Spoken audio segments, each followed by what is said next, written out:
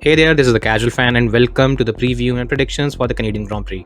Now, for a while, I've not done this. I've been more focused on doing the predictions, but this time around, I wanted to mix things up a bit. So yeah, you can let me know if this works or not. So yes, when it comes to preview and predictions, what we'll be trying to cover is what we can expect from the weekend, what are some of the key storylines, which driver is arguably in form as we head to the weekend, and which is not. At the end of the video, we'll do the predictions part as well because that's the most fun part of a weekend as well. So yeah, without further ado, let's begin. Let's take a look at the preview and predictions for the Canadian Grand Prix. Now, first of all, talking about preview, it will be divided into three parts. The first will have the key storylines for the race weekend. The second will be, well, us focusing on which driver is in form, which is not, arguably which particular team or driver is desperate for a strong result this weekend. And then finally, the third point is one particular factor that must be kept an eye on because it is arguably one of the more interesting changes that has happened in this weekend. So yes, first of all, let's begin with the key storylines. Now, when we talk about the key storylines, first of all, the most important, especially for me, is how the upgraded Mercedes might react. Now, in my view, arguably Barcelona, the performance in Barcelona, the double podium, a lot of it had to do with how the Mercedes upgraded package is working. But the other factor was the track in Barcelona. It is more of a front limited track. However, the track in Canada, it is a rear limited track. Now, one of the tracks that is probably rear limited in the calendar was Bahrain, and we all saw how Mercedes performed in that particular race. It was the fourth fastest car, clearly slower than both Ferrari and Aston Martin. Now, the thing is, ultimately what it all comes down to is how much of an impact the upgrades have had. Will Mercedes be able to overcome all those challenges that it faced in Bahrain and have a car that works well even in the rear limited tracks? If it is able to do that, and if it is able to still be competitive and fight for a podium, then I think it's safe to say that the car is arguably, it is an upgrade, then it is probably a step up and the team could be confident about the rest of the season. Now, the second point is the Aston Martin upgrade. Now, not many are aware that Aston Martin is bringing its biggest upgrade to Canada.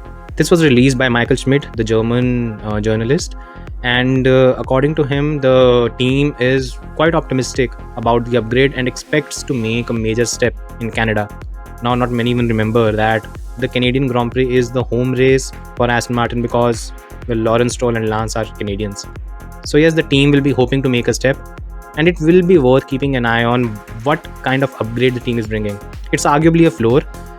Now, how much of an advantage that floor brings, and if it is able to close the gap to Red Bull, that is something worth keeping an eye on. Because if the gains are tangible enough, then we could be looking at a more interesting season, hopefully.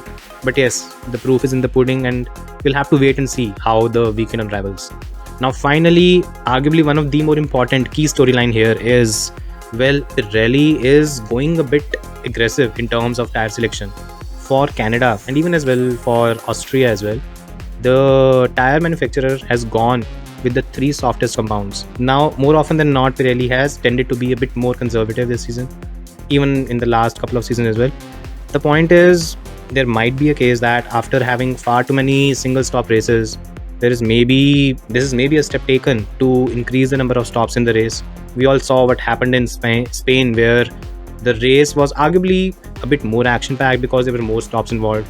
So maybe something that Formula One has done, and if that is the case, we could see an impact on that particular front. So yes, this is something to keep an eye on because this will bring in, first of all, it will bring in strategy. Secondly, it will also affect cars that are not good in conserving their tires. We are looking at you, Ferrari. So yes, let's see what happens on this particular front.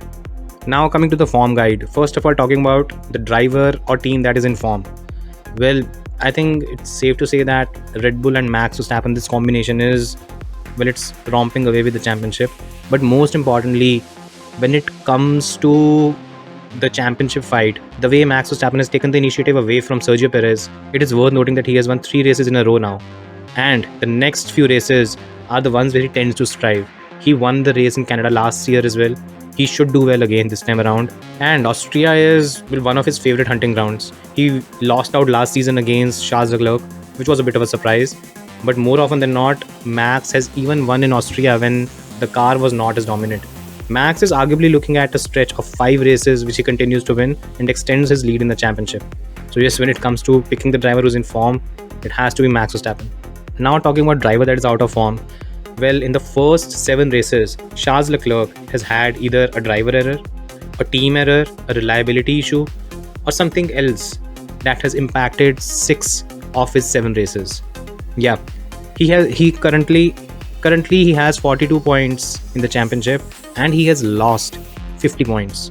Yeah, I even wrote an article on it. I'll share the link in the description. Charles Leclerc has lost 50 points in the championships in the first 7 races. And to be fair, it's been a disastrous start to the season. Always something has been going wrong this way or the other.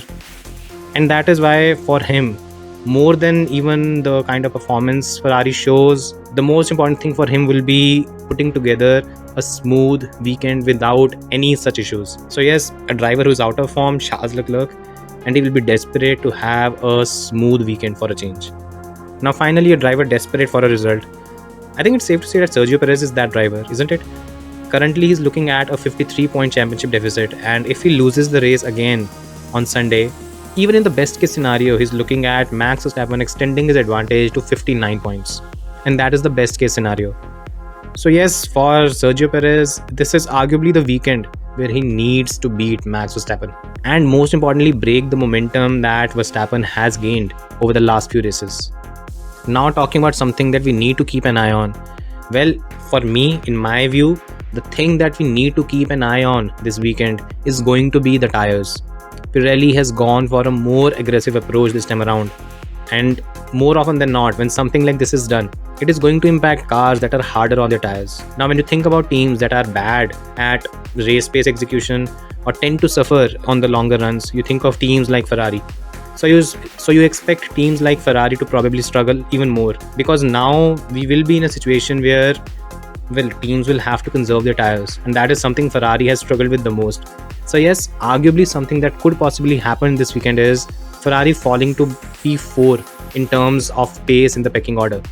That could happen, but again, we don't know entirely. We have to wait and see how the weekend unravels, because this is still a bit of an unknown, and unless we see a race being executed in these conditions, it's hard to make a conclusive statement on it. Okay, so now since we got the preview part out of the way, let's take a look at the predictions for the Canadian Grand Prix.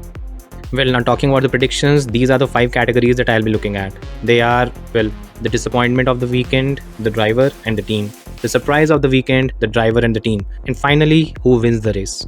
So yes, let's start with the disappointment of the weekend, driver. Now, in my view, the driver that I'm picking as the disappointment of the weekend, it's going to be Lance Stroll. Now, the reason why I'm picking him is because, well, this weekend, I feel Aston Martin will be back to being the second fastest car on the grid. That is my view.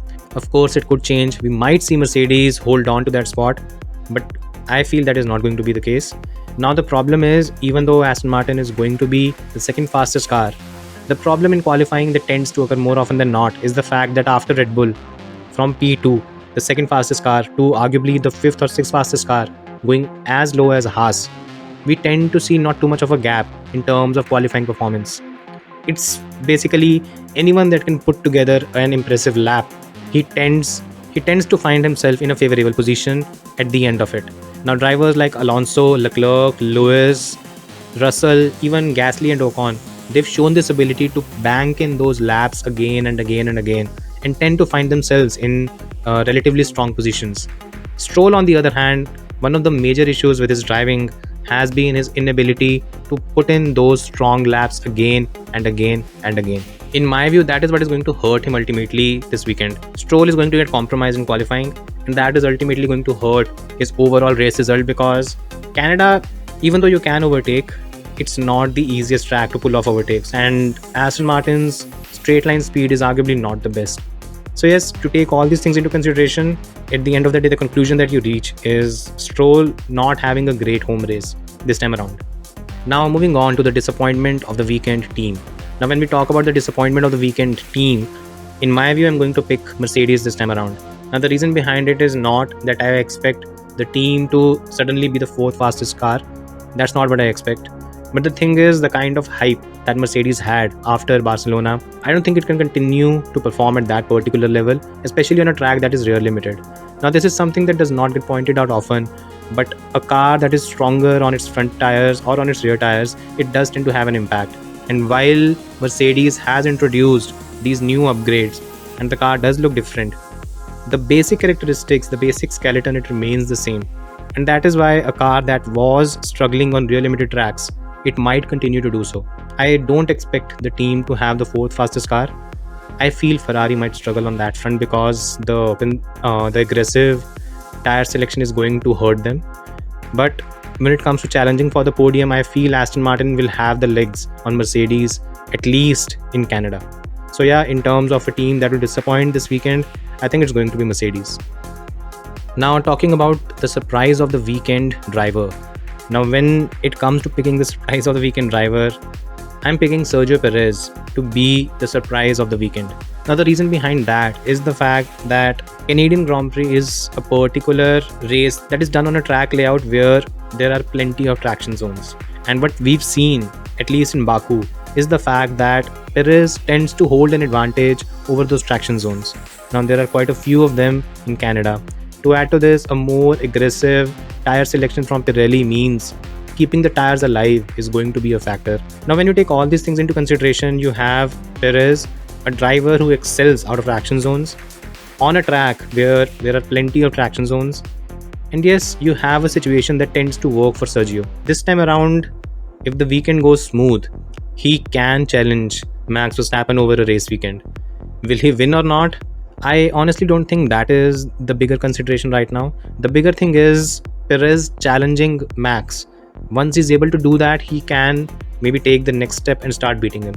So yeah, in terms of a driver that is going to surprise this weekend, I'm going with Sergio Perez. Next, let's take a look at the team that is going to surprise this weekend.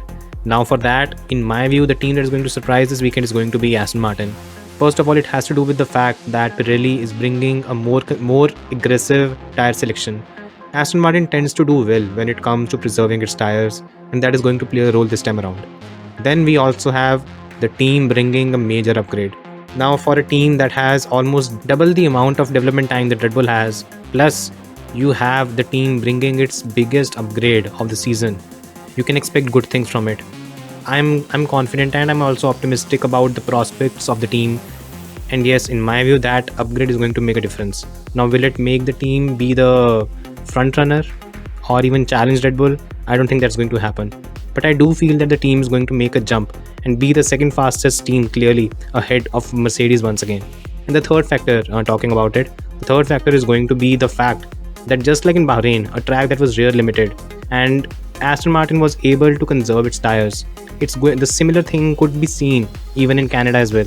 And even though the track, it tends to support the low downforce configuration, I do feel Aston Martin is going to hold its own, and the team, at least in the hands of Fernando Alonso, is going to be on the podium once again. Finally, now predicting the race winner. Well, in 2023, three things are certain: death, taxes, and Max Verstappen winning a race. That is the kind of situation that we are facing right now. The driver starts the race in P9 and wins comfortably. There have been quite a few impressive drives, and to add to it, the Red Bull is a magnificent piece of machinery. You combine both of them and you have a driver that does not make mistakes. You have a team that does not make mistakes and produces such a splendid car. At the end of the day, while Sergio Perez, in my view, is going to offer one of the bigger challenges this weekend, I don't think he can beat Max Verstappen over a weekend, at least in Canada. So yes, when it comes to picking a winner, I'm going with Max Verstappen to win the Canadian Grand Prix. What do you guys think? What's your view? Who do you think is going to win the Canadian Grand Prix? Or any other predictions? Do let me know in the comment section. I hope you liked this new version. Let me know. Thanks for watching and see you next time.